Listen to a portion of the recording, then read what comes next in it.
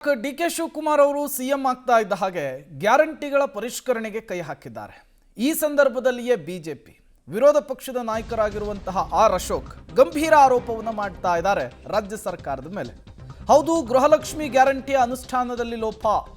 19,020 ಫಲಾನುಭವಿಗಳಿಗೆ ಒಂದೇ ಖಾತೆಯಂತೆ ಸಿಎಜಿ ವರದಿಯಲ್ಲಿ ಲೋಪವಾಗಿರೋದು ಜಗಜ್ಜಾಹೀರಾಗಿದೆ. ಸಾಮಾಜಿಕ ಜಾಲತಾಣ ಎಕ್ಸ್ನಲ್ಲಿ ವಿಪಕ್ಷ ನಾಯಕ ಆರ್ ಅಶೋಕ್ ಸರ್ಕಾರದ ವಿರುದ್ಧ ಆಕ್ರೋಶ ಹೊರಹಾಕಿದ್ದಾರೆ. ಇದು ಗೃಹಲಕ್ಷ್ಮಿ ಯೋಜನೆಯಲ್ಲ, ಕಾಂಗ್ರೆಸ್ಸಿಗರ ಜೇಬನ್ನು ತುಂಬಿಸುವಂತಹ ಕಾಂಗ್ರೆಸ್ ಲಕ್ಷ್ಮಿ ಯೋಜನೆ ಅಂತ ಕುಹಕವಾಡಿದ್ದಾರೆ. ಭಾರೀ ಲೂಟಿಯ ಕರಾಳ ಮುಖ ಈಗ ಬಹಿರಂಗವಾಗಿದೆ ಅಂತ ತಿಳಿಸಿದ್ದಾರೆ. ಇದು ಯೋಜನೆಯೋ ಅಥವಾ ಸಂಘಟಿತ ಲೂಟಿಯೋ ಅಂತ ಪ್ರಶ್ನೆ ಮಾಡಿದ್ದಾರೆ. ಬ್ಯಾಂಕ್ ಖಾತೆ ವಿವರವೇ ಇಲ್ಲದ 23,262 ಖಾತೆಗಳಿಗೆ ಹಣ ಟ್ರಾನ್ಸಾಕ್ಷನ್ ಆಗಿದೆ. 46,52,00,000 ರೂಪಾಯಿ ಲೂಟಿಯಾಗಿದೆ ಅಂಥೇಳಿ ಪ್ರಶ್ನೆ ಮಾಡ್ತಾ ಇದ್ದಾರೆ.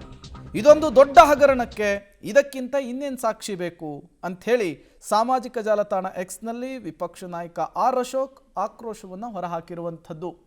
ಸರ್ಕಾರಕ್ಕೆ 106 ಕೋಟಿ ನಷ್ಟವಾಗ್ತಾ ಇದೆ ಅಂಥೇಳಿ ಸಿಎಂ ಡಿಕೆ ಶಿವಕುಮಾರ್ ಅವರು ಪರಿಷ್ಕರಣೆ ಕೈ ಹಾಕಿದ್ದಾರೆ. ಈ ಸಂದರ್ಭದಲ್ಲಿ ಈ ಹಣವನ್ನು ಕಾಂಗ್ರೆಸ್ನೊಳಗಿದ್ದವರೇ ದುರ್ಬಳಕೆ ಮಾಡಿಕೊಂಡಿದ್ದಾರೆ ಅನ್ನೋದು ಆರ್ ಅಶೋಕ್ ಅವರ ಆರೋಪ. ಆರ್ ಅಶೋಕ್ ಅವರ ಟ್ವೀಟ್ನ ಸಾರಾಂಶ ದೊಡ್ಡ ಹಗರಣ ಅಂತ ಹೇಳ್ತಿದ್ದಾರೆ. 19,020 ಫಲಾನುಭವಿಗಳ ಹೆಸರಿನಲ್ಲಿ ಒಂದೇ ಖಾತೆ ಇದೆಯಂತೆ, ಬ್ಯಾಂಕ್ ಅಕೌಂಟ್ ಇದೆಯಂತೆ. ಈ ಬ್ಯಾಂಕ್ ಅಕೌಂಟ್ಗೆ 60,69,00,000 ರೂಪಾಯಿ ಪಾವತಿಯಾಗಿದೆ ಸರ್ಕಾರದ ಈ ಗೃಹಲಕ್ಷ್ಮಿ ಯೋಜನೆಯ ಸ್ಕೀಮ್ನಿಂದ. 10.6 ಲಕ್ಷ ಒಂದಕ್ಕಿಂತ ಹೆಚ್ಚು ಖಾತೆಗೆ ಬಹಿರಂಗವಾಗಿರುವಂತಹದ್ದು. ಇದೇ ವಿಚಾರಕ್ಕೆ ಸಂಬಂಧಪಟ್ಟಂತೆ ಆರ್ ಅಶೋಕ್ ಅವರು ಮಾಹಿತಿಯನ್ನು ಕೊಟ್ಟಿದ್ದಾರೆ ಸಾಮಾಜಿಕ ಜಾಲತಾಣ ಎಕ್ಸ್ನಲ್ಲಿ. ಬ್ಯಾಂಕ್ ಖಾತೆಯೇ ಇಲ್ಲದೆ 23,262 ಕಂತುಗಳಲ್ಲಿ ಹಣ ಹಂತ ಹಂತವಾಗಿ 19,020 ಅಕೌಂಟ್ಗಳಿಗೆ ಪಾವತಿಯಾಗಿದೆ ಅನ್ನುವಂಥದ್ದು ಬಿಜೆಪಿಯ ಆರೋಪ. ಫಲಾನುಭವಿಗಳು ಒಂದಕ್ಕಿಂತ ಹೆಚ್ಚು ಖಾತೆಯನ್ನು ಬದಲಿಸಿರೋದು ಕೂಡ ಇದರಲ್ಲಿ ಗೊತ್ತಾಗ್ತಾ ಇದೆ ಅನ್ನುವಂಥದ್ದು ಗೊತ್ತಾಗ್ತಾ ಇದೆ. ಡೀಟೇಲ್ಸ್ ಅನ್ನು ಕೊಡೋದಕ್ಕೆ ಲೋಕೇಶ್ ನೇರ ಸಂಪರ್ಕದಲ್ಲಿ ಜಾಯಿನ್ ಆಗಿದ್ದಾರೆ. ಲೋಕೇಶ್, ಡಿ ಕೆ ಶಿವಕುಮಾರ್ ಅವರು ಸಿಎಂ ಆಗ್ತಾ ಇದ್ದ ಹಾಗೆ ಗ್ಯಾರಂಟಿಗಳ ಪರಿಷ್ಕರಣೆ ಮಾಡಿ ಸರ್ಕಾರದ ಬೊಕ್ಕಸಕ್ಕೆ 106 ಕೋಟಿ ರೂಪಾಯಿ ಉಳಿತಾಯ ಮಾಡುವಂತಹ ಯೋಚನೆಯಲ್ಲಿದ್ದಾರೆ.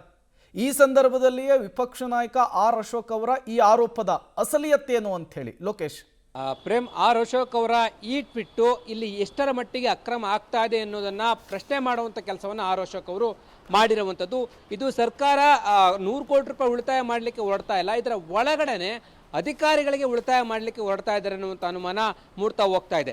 ಇಲ್ಲಿ ಗೃಹಲಕ್ಷ್ಮಿ ಯೋಜನೆ ಜಾರಿ ಆದಾಗಿಂದನೂ ಕೂಡ 19,000 ಒಂದೇ ಖಾತೆಗೇನೆ 19,000 ರೂಪಾಯಿ ಅಂದರೆ 19,000 ಜನಕ್ಕೆ ಹೋಗ್ತಾ ಇದೆ ಅಮೌಂಟು ಅಂತಂದರೆ ಅಲ್ಲಿಗೆ ಯಾರಿವರು, ಯಾಕೆ ಇದನ್ನು ಪ್ರಶ್ನೆ ಮಾಡಲಿಲ್ಲ ಅನ್ನುವಂಥ ಪ್ರಶ್ನೆ ಉದ್ಭವ ಆಗುತ್ತೆ. ಈ ಸಂಬಂಧ CAG ಅವರು ಕೂಡ ಇಲಾಖೆಗೆ ವರದಿಯನ್ನು ಕೇಳಿರುವಂಥದ್ದು.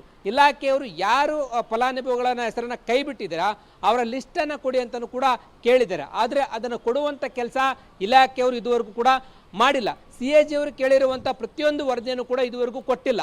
ಮುಖ್ಯಮಂತ್ರಿಗಳ ಸಭೆಯಲ್ಲಿ ಕೂಡ ಸರ್ಕಾರದ ಮುಖ್ಯ ಕಾರ್ಯದರ್ಶಿಯವರು ಇಲಾಖೆ ಕೊಡದೇನೆ ಕಳ್ಳಾಟ ಆಡಿದೆ ಎನ್ನುವಂಥದ್ದು ಬಹಿರಂಗವಾಗಿ ಗೊತ್ತಾಗ್ತಾ ಇದೆ. ಈ ನಿಟ್ಟಿನಲ್ಲಿ ಒಂದೇ ಖಾತೆಗೆ ಅಮೌಂಟ್ ಹೋಗಿರುವಂಥದ್ದು, ಜೊತೆಗೆ ಬ್ಯಾಂಕ್ ಖಾತೆ ಇಲ್ಲದೇ ಇದ್ದವರಿಗೆ ಅಮೌಂಟ್ ಹೋಗಿರುವಂಥದ್ದು ಸುಮಾರು 60 ಕೋಟಿ ರೂಪಾಯಿಯಷ್ಟು ಅಮೌಂಟ್ ಪಾವತಿ ಆಗಿದೆ ಎನ್ನುವಂಥದ್ದು ಗೊತ್ತಾಗ್ತಾ ಇದೆ. ಈ ನಿಟ್ಟಿನಲ್ಲಿ ಈಗ ಯಾರು ಈ ತಪ್ಪು ಮಾಡಿದರೆ ಅವರ ವಿರುದ್ಧ ಕ್ರಮವನ್ನು ಆಗಬೇಕಾಗುತ್ತೆ, ತನಿಖೆಯನ್ನು ಮಾಡಬೇಕಾಗತ್ತೆ. ಪರಿಷ್ಕರಣೆ ಮಾಡ್ತೀವಿ ಅಂತೇಳಿ ಹೊರಡ್ತಾ ಇದ್ದಾರೆ. ಆದರೆ ಪರಿಷ್ಕರಣೆಗೆ ಮುನ್ನ ಇಲ್ಲಿ ಆಗಿರುವಂಥ ಅಕ್ರಮ ಯಾರು ಮಾಡಿದ್ದಾರೆ, ಯಾರು ಬ್ಯಾಂಕು ಖಾತೆ ಇಲ್ಲದೆ ಇರುವಂಥದ್ದು ಕೂಡ ಹಣ ಸಂದಾಯ ಆಗಿದೆ, ಇಂಥೆಲ್ಲವನ್ನು ಕೂಡ ಚೆಕ್ ಮಾಡುವಂಥ ಕೆಲಸ ಆಗಬೇಕಾಗತ್ತೆ. ಸರ್ಕಾರ ತನಿಖೆ ಮಾಡ್ತಾ ಏನು ಅನ್ನೋದನ್ನು ಕಾದು ನೋಡಬೇಕಾಗಿರುವಂಥದ್ದು. Prem. Okay, thank you Lokesh ತಮ್ಮೆಲ್ಲ ಮಾಹಿತಿಗಾಗಿ.